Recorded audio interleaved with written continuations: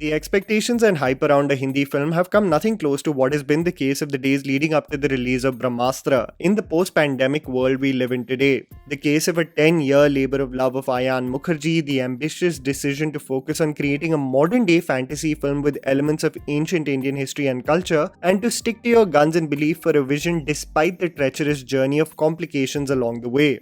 Going in for this film, I really went with a clean slate, not knowing what to expect. Credit has to be given to the makers of the film for keeping the massive spoilers and developments of the plot of the film at bay for so many years, as the audience really was stepping into the theatre with no preconceived notions. The big budgeted Bollywood release focuses on a full of life and simple man Shiva, played by Ranbir Kapoor, who is a DJ and gets unexplainably drawn to the beauty and grace of Isha, played by Alia Bhatt. Their bond and love for one another grows while several developments take place in the realm of the unknown, in some way or the other impacting the life of Shiva. From his bond and connection with fire, the visions he gets of an impending doom, there is more to his life and purpose in the world. Understanding that one of the strongest powers of the world, the Brahmastra, currently in pieces, if united, may lead to the decimation of the world. Shiva gets introduced to the practice followed for centuries by capable individuals and how they possess the power of various astras and safeguard and control the limitless power of the Brahmastra, ensuring it doesn't get into the hands of the dark side. When Junoon, a powerful being played by Mouni only has the goal of absolute annihilation, Shiva and the protectors of the realm make sure to do everything that they can to protect the universe from being reduced to ashes. I have to be completely unfiltered and honest with you guys, as there is a lot to pack in with this film, and anyone telling you that this is an absolute knockout of a film in every department, or even telling you that it's trash and not worth your time, is lying to you. A film of this scale and the amount of elements it packs in its narrative requires a very nuanced approach with its review, because for me personally, this film lies somewhere in the middle. So getting right into it, here's me telling you the good and bad aspects of the film so that you guys can ultimately decide whether to watch Brahmastra in theaters or not. Background score and music. One of the most beautiful aspects of the film and one of the key contributors to why it has generated so much interest from the viewers is because of its soulful chart-busting music. The music essentially highlighting where the characters are headed rather than being an abrupt halt to the storyline. Dance Ka Bhoot is the introduction of the character of Shiva, which I have to tell you reminded me of Maurya from Dawn, where Shah Rukh danced his heart out. Kesaria marks the journey to Varanasi for both the principal characters, and Deva Deva is Shiva's true understanding of his powers and purpose in this world. I have a huge gripe with Ayan for not using the sad Kesaria version in what I feel would have been the perfect heartbreaking moment, but the music has been a great catalyst for fans even to step into the theatre. Something that really stayed with me is the background score as well, that has been utilized as key entry and exit points for the characters, or even when the powers come into full form. The score, composed by Simon Franklin, really has captured the epic scale and grandeur that the film demanded. Several times when an impending attack is going to take place or key moments of battle ensue, shlokas assist the physical altercation with a rousing background score, and they really do enhance the sequences tenfold. A special surprise in the climax with the song Rasiya really has become my all-time favorite from the album that I hope they release officially soon. Rudimentary and childlike dialogues. When you will listen to some of the dialogues of this movie, you will actually feel like someone is spoon-feeding you concepts at a very basic, rudimentary and childlike manner. It made me think about the goal of the makers of the movie. It's not only to penetrate the market by simplifying concepts, but it actually seems like the makers were targeting a kids demographic with this film. The dialogues have this simplified Hinglish tonality that for many will be uncomfortable, and in moments cringeworthy as well.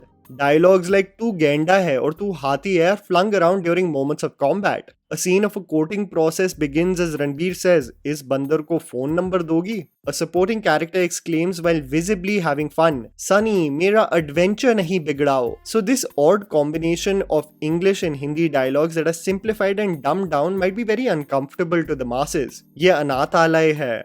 Anna who? I'm lactose intolerant. Wo kaun hai? This is true even for the lyrics of a song like Dance Ka Bhoot, and especially the case of how Alia's character interacts with Shiva, constantly asking him, "Shiva tum kaun ho? Shiva tum theek ho? Shiva tum kaise ho?" You can actually play a game in the film of how many times Isha exclaims Shiva at the top of her lungs. Even the dialogues between Shiva and Isha are not aimed at getting to know one another, but in explaining concepts of the world like love, light and sacrifice. जब अंधेरा हो तो light को ढूंढो. कुछ ऐसा triangle type का है जिसको जोड़ दो तो गोल बन जाता है. pizza jaisa. Concepts that are dumbed down, I'm sure, to cater to a very young audience, but for the masses, it will be laughable. Whether or not the movie was successful at aiming the kids' audience is something we'll have to wait and see, but to deny it being uncomfortable for some would be naive. Marriage of VFX and action set pieces. The film is honestly a perfect marriage of CGI and special effects and how they enhance the action sequences. It has to be one of the most visually beautiful experiences I've had watching a Hindi film. If you look at the case of parkour and chase sequences that are choreographed in the altercation with the scientist, the insane car chase scene that is shot exquisitely, and the case of the insane interval block. After a long time, I noticed that the Hindi film industry took the interval block seriously. A coming together of mystical powers, great staging, and a rousing background score. My favorite sequence, however, has to be Nagarjuna and the use of the Nandi Astra against a huge truck and in the makeshift temple. But the final battle sequence that we have seen in the glimpses, as Shiva runs through the frame, annihilating goons while the Agni Astra takes the shape and form of a sword and an ultimate Gad, has to be the best. There is this one frame also with the Trishul and Shiva shouting as he attacks one of the main villains that will stay with you. It really is a sight to witness, and I have to confess that this movie hits different on IMAX. It's a big screen film experience in every shape and form. The core, sadly, is the love story. The romance actually dissuades the ultimate impact of this film because there is no purpose of Alia in this film other than being a regular girl that falls in love with him. The mass moments of developing the ultimate reaction from the masses come when the elements of ancient Indian history are explored and not when the love story is expanded. When the Astras are in full swing and Junoon is after her goal, the crowd goes absolutely insane. But the demerit of this film is that its main motive is to make the core of this film the love story, which I believe is its weakest quality. Even in dialogues between them, I realized that this is a young Alia, not the seasoned and matured actor that we know today, but having the frailties of a young performer. The love story and its lack of depth derails the interest of the audience. From the mysterious elements, developing the best reaction from them even when a glimpse of action is focused upon. The leap of faith for the audience to be invested in the love story, there has to be more meat in Alia's character rather than being a generic love interest. And I think the biggest drawback of the film is that you want to give validation to some of the craziest theories me, you, and a lot of us formed from the marketing campaign, but all go to waste with Isha's character, as she's just a girl who tags along the journey, nothing more and nothing less. The childlike wonder and impulsive nature is not equated to anything bigger, as I would have assumed, and leaving everything to fate, I feel, is a case of just bad writing. The progression of them falling in love also is so abrupt that you wonder whether he even knows anything about her. A case of infatuation lacks depth, and the case of I love you also being communicated just does not make you emotionally long for both of them.